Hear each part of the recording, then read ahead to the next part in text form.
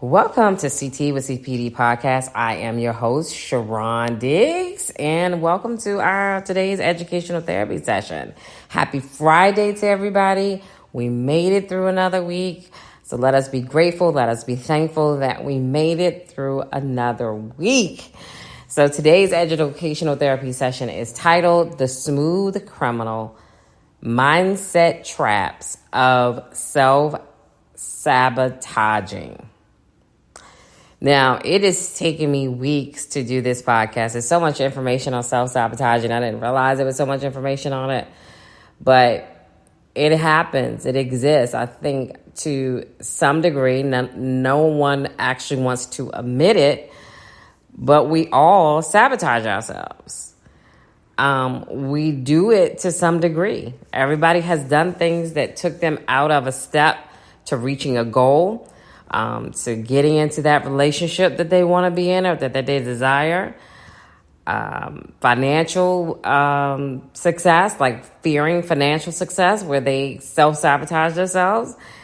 And, it gets them to a point where they won't achieve this goal or the behavior that they won't change.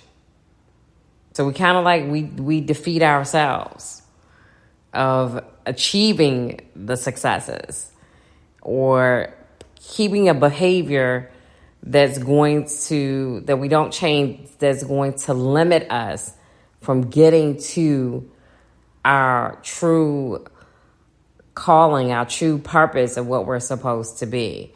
So what does it actually mean to self-sabotage? Self-sabotage is when people do or don't do things that block their success and or prevent them from accomplishing their goals. This can happen consciously or unconsciously. Self-sabotaging behaviors can affect our lives personally and professionally, as well as our mental health. Self-sabotage can be defined as many behaviors that goes against ourself, our wider goals, and our values. Self-sabotage typically comes from a place where we are trying to protect ourselves from perceived pain. Self-sabotage is a normal part of the human experience. And again, it's something we all do. And sometimes we do it more often without realizing that we do it. This would not be a CT with CPD podcast if I did not do some Did You Know facts. So did you know? Psychologists think that self-sabotaging behaviors often stem from limiting beliefs about one's self-worth.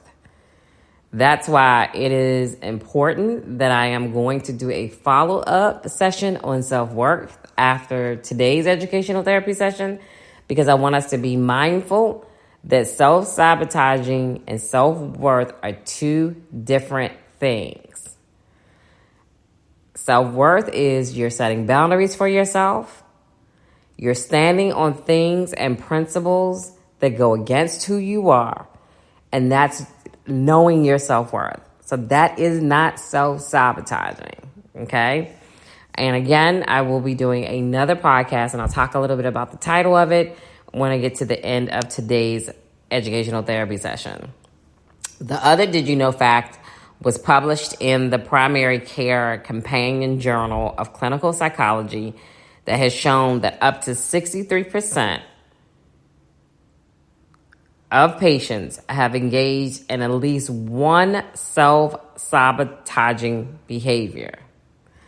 This statistic may seem alarmingly high, but it tells us that self-sabotage is prevalent. And I don't know if most of you probably remember the Michael Jackson song that was written on the Bad album in 1987, and the song was titled Smooth Criminal. And there's a section in the song that goes, "You've been hit by, you've been struck by, a smooth criminal. Self-sabotaging is a smooth criminal that shows up in all facets of our lives. At work, at church, on the jobs, in our relationships, in our marriages, in our friendships, in our families. And it usually starts with the man or the woman that they see in the mirror every day. The person that you look at in the mirror every day. And what's crazy is the smooth criminal can show up at any age, at any phase of our lives. So what is a smooth criminal? A smooth criminal is one whose personality, appearance, and mannerisms fails to give notion or impression of a criminal. An example would be, he or she is articulate, they're attractive, they have charisma, they're intelligent, they're well-dressed. And if they never told you, and if you didn't see with your own eyes, you would never make them out to be a criminal. Well, just like a smooth criminal, that's how self-sabotage shows up in most people. The thing is self-sabotage is commonly overlooked, not really discussed. We don't know how to address it, nor do we know how to handle it, and we often ostracize it, and we often mask it. I want you to take some time to go back and listen to, if you haven't already, the educational therapy session for the CPT podcast called Control Alt Delete, Insecurity is Ugly, Not You. And we talk a lot about insecurities, and it overlaps into self-sabotaging because most of us feel insecure sometimes. However, some of us feel insecure most of the time. And for those who feel insecure most of the time, let's just defeat the enemy and bat them off right now, because we know that the enemy's job is to kill, steal, and destroy. There is nothing wrong with you. So how does this smooth criminal of self-sabotage operate in our lives? It shows up as a tendency to lack confidence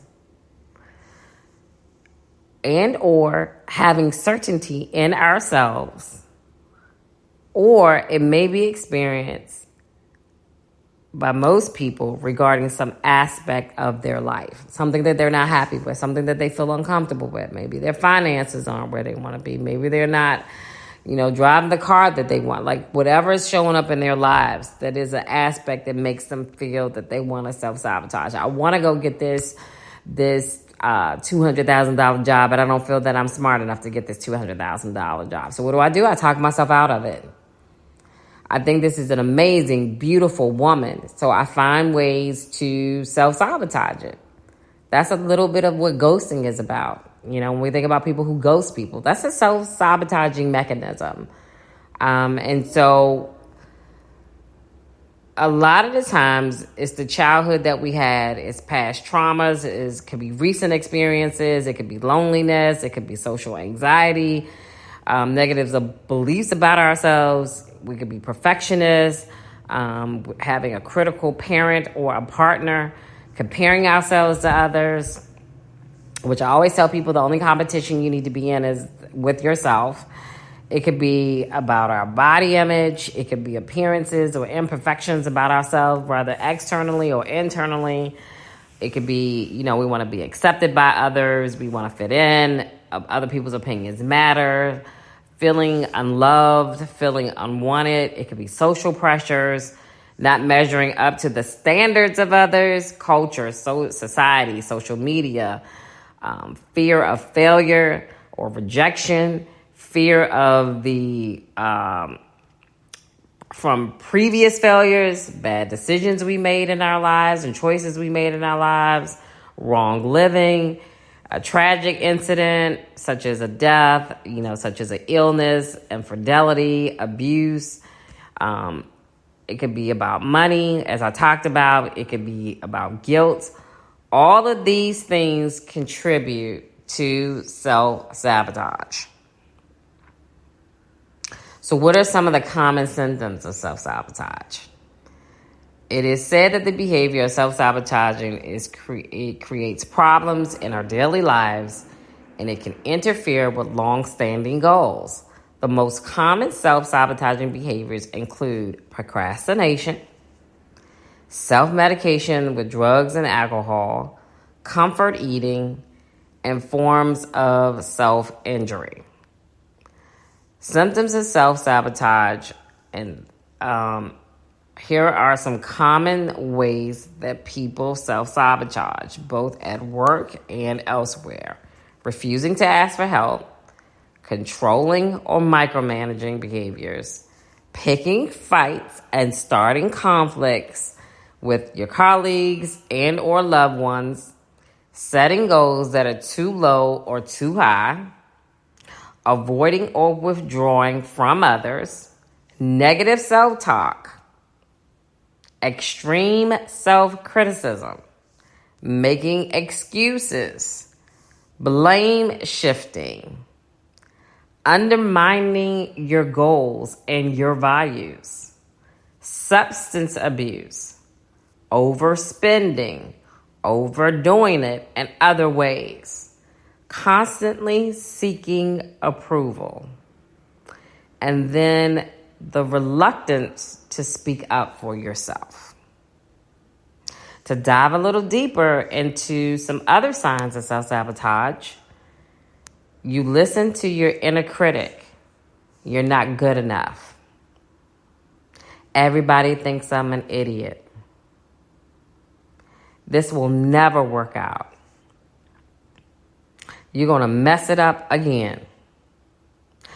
To some degree, again, we all have that inner critic, but we also have a choice as to whether or not we'll listen to it. There are all kinds of techniques that we can use for quieting the inner voice. I call them also internal noises in our heads. But we first have to take the step to identify. Your procrastination stems from fear of failure. Will I end up fulfilling my own self-prophecy? Next time you feel you pull out of things or you acknowledge the discomfort to do away with it, you avoid anything that runs a risk of pain. When we feel like we've been burned in life, we might find ourselves avoiding situations that leave us open to experiencing the same pain again.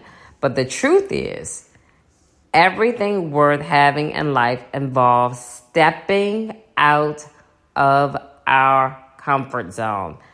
I preach this. I'll probably be preaching to the choir when I say life begins outside of your comfort zone. Love included. Got to go outside the comfort zone.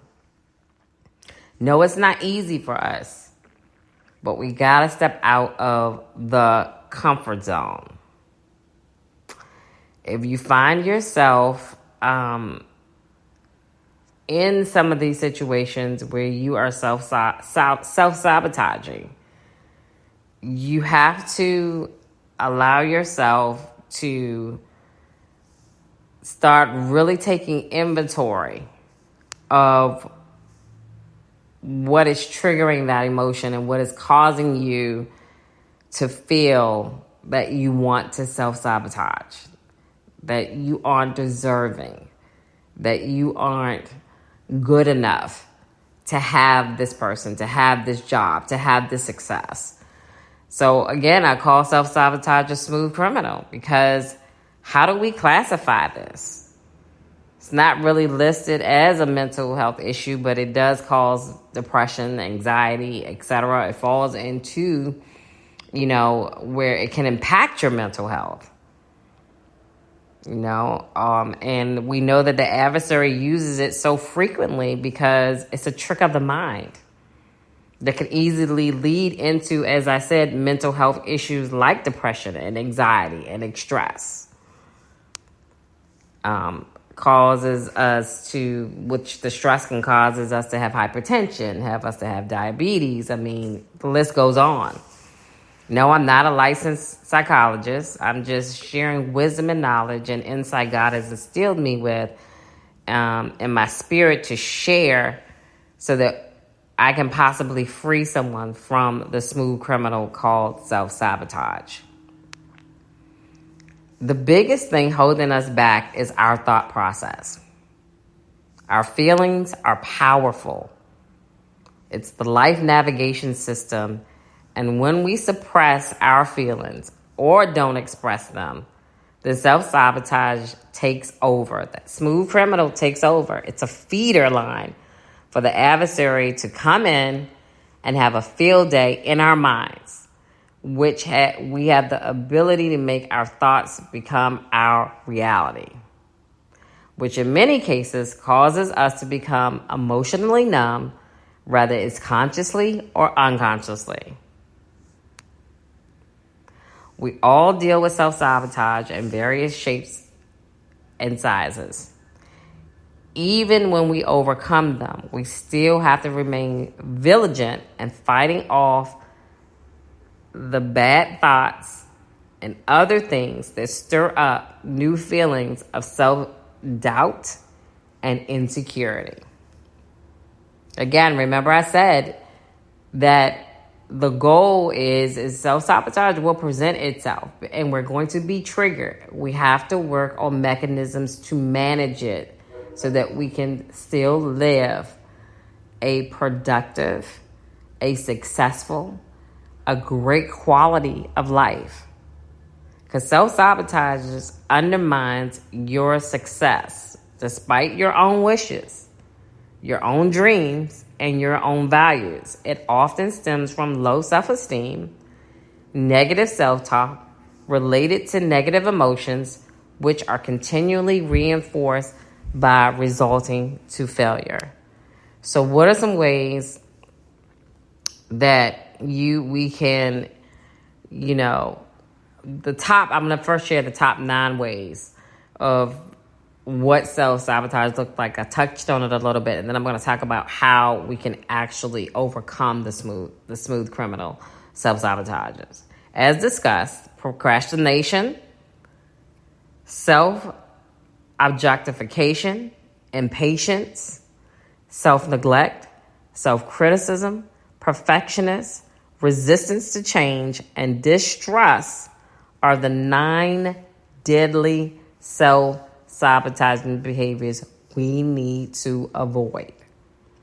Again, self-objectification, procrastination, impatience, self-neglect, self-criticism, perfectionism, resistance to change, and a distrust are the 9 deadly self-sabotaging behaviors we need to avoid. The smooth criminal may appear to be successful, may appear to be happy, and or have a seemingly perfect life. Many of them appear to be something they are not. This is known as calling and wearing a mask. The smooth criminal has become the imposter by which we mask behind having these self-sabotaging behaviors, pretending everything is okay. Then the imposter takes over our natural personality to conform to social pressures and or hurt and pain, and we wear emotional masks to hide behind our fear and to hide ourselves and our flaws from others. These masks provide emotional protection only for a short run. But the cost of wearing these masks are very high. The good news is we aren't born with these masks. We aren't born to be this smooth criminal. We can put them on so you know that we can take them off. We have to unmask ourselves. And it's okay. It may be painful. You may not like it, but it's okay to face your self-sabotaging behaviors. I believe facing the self-sabotaging behaviors, facing the smooth criminal is the very thing that has caused, if we don't face them, is the very thing that has caused our behaviors and caused it to rear its ugly head. So how do we break free from self-sabotage? Breaking free from self-sabotage involves really digging into our past to discover where these behaviors stem from. Once we're able to really narrow down and point where the behavior started and what role it's playing and serving in our lives, then we are in a position to practice self-compassion, self-forgiveness for what we did when we were in what we call survival mode. We simply didn't know any better. And basically, when we actually start to identify it and start to address it, we can begin to learn to live a more healthier life. We can tend to have more effective ways of behaving, which will serve us well in our lives long term. So you are not stuck. You can break this cycle. You can heal yourself from the smooth criminal of self-sabotaging, because we know that self-sabotaging has psychological impacts on us. We are not aware of our thought patterns and how they affect our behavior. Self-sabotage can run your life daily to the point that we will feel hopeless about the future or achieving our goals. We may think that there is something wrong with us and that we're not capable of success. And the devil is a liar. That is not true. So how do you stop this self-sabotaging? You can beat self-sabotaging by monitoring your behaviors and your feelings and your thoughts and your beliefs about yourself and challenging them when they stand between you and your goals and what you want. Once you understand what's behind the self-sabotaging behaviors, you can start to develop a positive, self-supporting behaviors to keep you on track to be the person you want to be the best version of yourself, to have healthy, loving relationships, to achieve all of the goals that you want in your life. Learning to recognize and stop self-sabotaging behaviors can help you rebuild your self-image. Here are 5 ways to help you to stop self-sabotaging.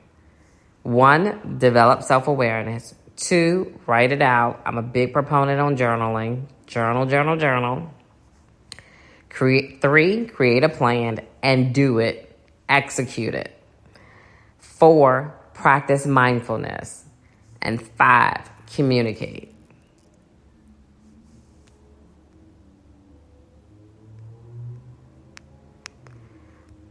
Definitely want you to work on you.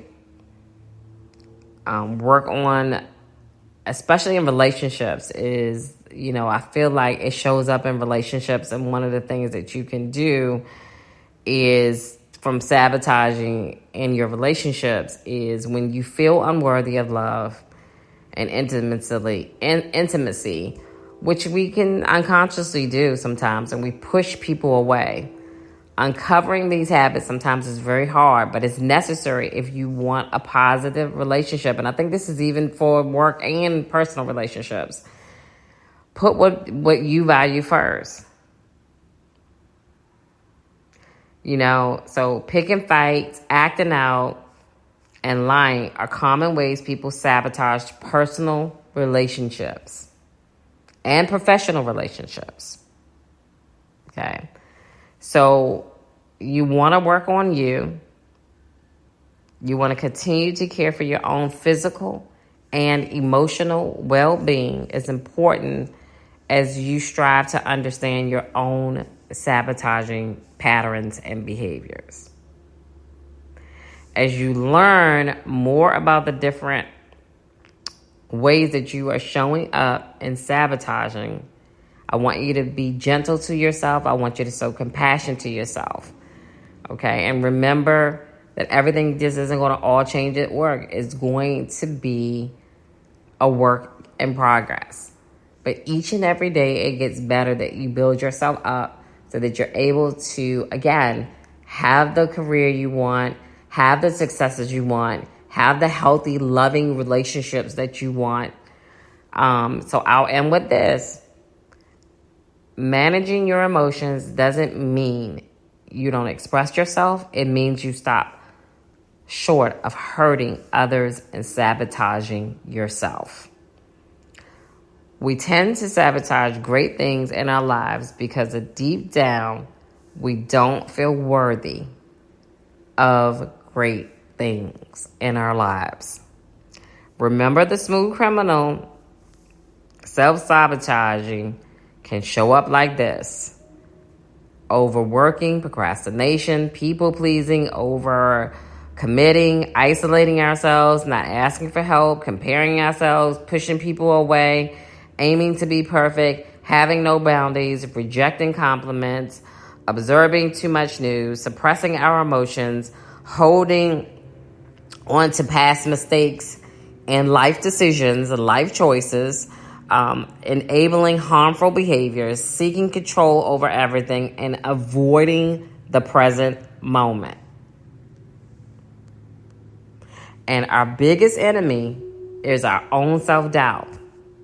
We really can achieve extraordinary things in our lives, but we sabotage our greatness because of our fear. And all of our actions can signify self-love or self-sabotage. We have the power of choice every day, all day, to choose self-love or self-sabotage. Until our next educational therapy session, which is going to be titled, I Said What I Said, My Value Doesn't Decrease Based on Your Inability to See My Worth, where we'll talk about self-worth and the internal sense of being good enough, worthy of love, success, and prosperity. Until our next session, I want you to be blessed. I want you to remember that you are enough, you are worthy, you are loved, and that success, love, and prosperity are yours. Take care, be blessed, and have an amazing day on purpose.